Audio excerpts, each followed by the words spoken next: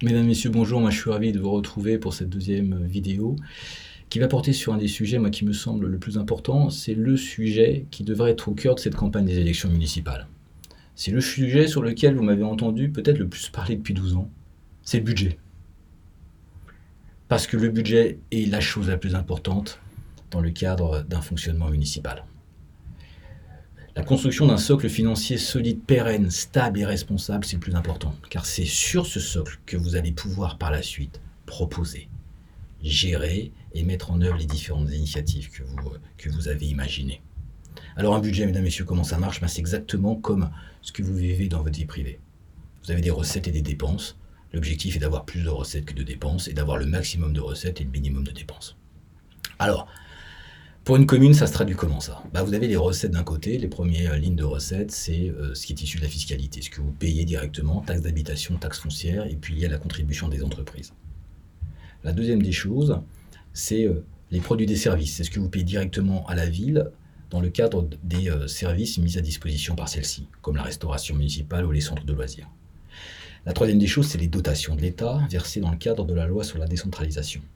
Et puis la dernière des choses, c'est les subventions d'équipement versées par nos partenaires, l'État, la région et le département, dans le cadre de nos grands projets, comme ce fut le cas avec le gymnase des Hauts-du-Moulin ou l'école, qui ouvrira au mois de septembre.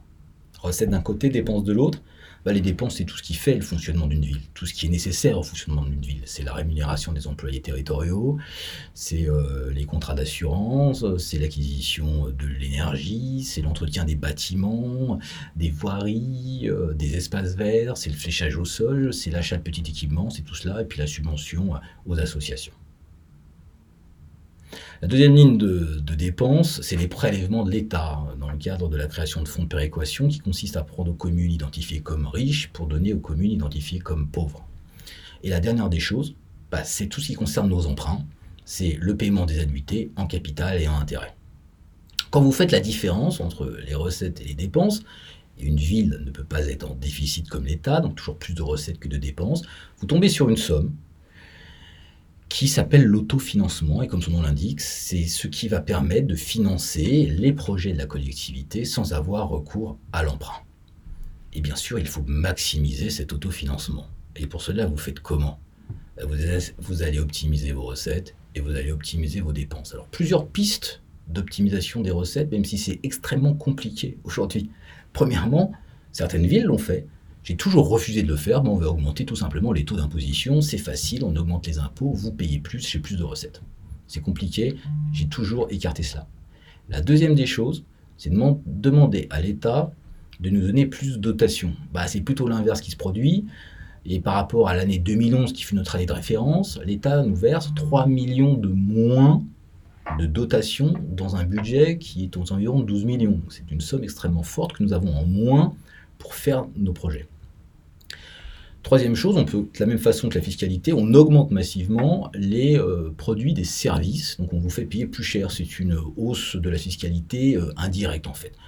De la même façon, évidemment, nous mettons en place une politique d'augmentation des tarifs annuels à hauteur de l'inflation car nous avons des contraintes, par contre nous n'augmentons pas massivement.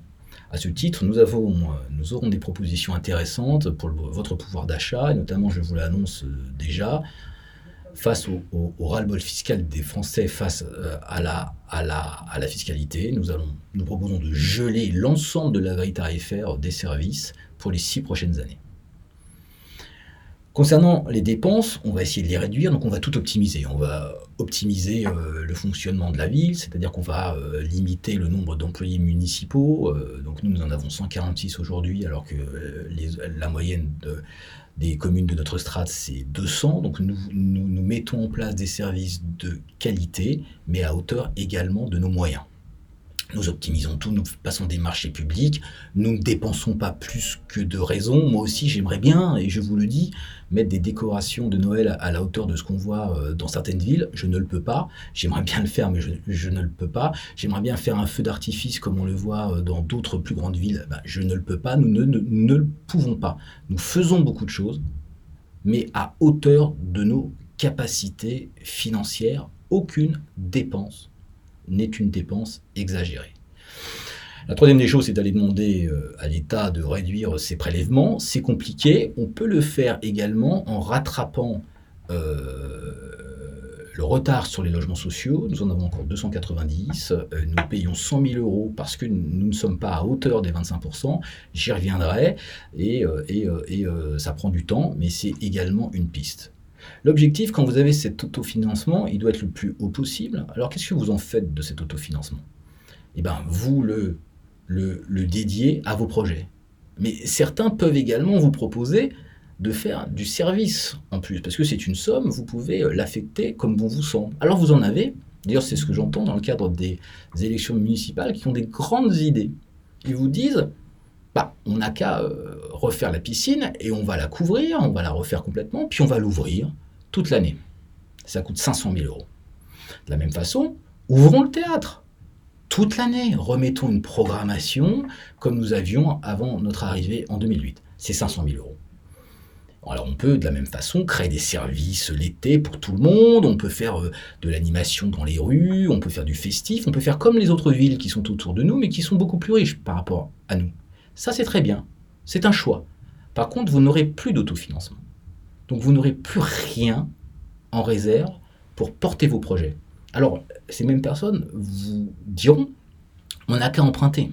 Mais on ne peut pas emprunter si on ne peut même pas rembourser l'année suivante les annuités. Et quand vous n'avez plus d'autofinancement, vous ne pouvez même plus rembourser vos intérêts et votre capital. Et puis vous avez aussi certains candidats beaucoup plus habiles qui vous expliquent qu'ils ont plein de projets en tête, mais ce seront faits dans le plus grand respect du budget. Alors ça, c'est la plus grande manipulation. C'est qu'avec ça, vous faites toutes les promesses du monde, mais vous savez très bien que vous ne les ferez pas. Parce que moi, je peux aussi, dans ce cadre-là, vous promettre de faire un palais des sports, mais dans le respect du budget. Un parc aquatique, dans le respect du budget. Un centre culturel, un musée de la ville, et puis toutes ces choses-là. Et puis, on ajoute les promesses aux promesses, mais dans le respect du budget. Donc on sait très bien, vu qu'on connaît normalement le budget, qu'on ne pourra pas le faire. Ça, c'est ce qu'on appelle de la manipulation. Alors nous, on ne va pas faire ça. On ne va pas vous promettre des choses impossibles. Dans le cadre de notre programme, nous avons 4 idées majeures, nous vous les proposerons. Ce sont des idées qui sont issues du constat que j'ai pu faire en 12 ans de gestion. Ce sont des choses réellement utiles, mais pas des choses superflues, qui apporteraient du plus, mais qui aujourd'hui ne sont pas faisables. Ça ne sert à rien de faire des promesses si on n'arrive pas à les mettre en place après. Alors moi je ne vais pas vous faire des promesses, vous connaissez ce que j'ai fait depuis 12 ans maintenant, vous avez le bilan que je porte, vous savez que quand j'ai dit quelque chose pour la ville, je l'ai fait. C'est ce que je vous propose pour ces 12 prochaines années, parce que c'est bien beau de faire des promesses pour séduire au moment de la campagne des élections municipales, mais après la campagne, il y a la vraie gestion. Et si pour vous, mesdames, messieurs, les promesses les plus folles restent des rêves, elles ne servent strictement à rien. Je vous propose totalement l'inverse, des choses réalistes, des choses sensées, des choses faisables, et là, je peux vous le dire, dans le respect du budget, parce que ce budget, il est respecté depuis 12 ans maintenant, et je terminerai en vous disant qu'il est salué encore une fois par l'association Contribuables Associés, qui a fait une évaluation de la gestion de la ville. Alors, certes, nous passons de 18 sur 20 à 13 sur 20, qui est une légère baisse de la note, mais le contexte il est encore plus compliqué, et je suis extrêmement fier d'être la seule ville de tout Saint-Quentin en Yvelines qui est composée de 12 communes, à avoir déjà la moyenne et d'être la première ville de Saint-Quentin. Ça prouve bien que ce que je vous dis, ce n'est pas du rêve, c'est la réalité. N'hésitez surtout pas, mesdames, messieurs, à me contacter directement si vous voulez que je traite un sujet dans les prochains jours et les prochaines semaines. Vous pouvez nous soutenir également en adhérant à notre groupe. Soutenez EAPL comme Ensemble Allons Plus Loin. Il est disponible sur le réseau social Facebook. Je vous dis à très très bientôt et passez une excellente journée. Au revoir.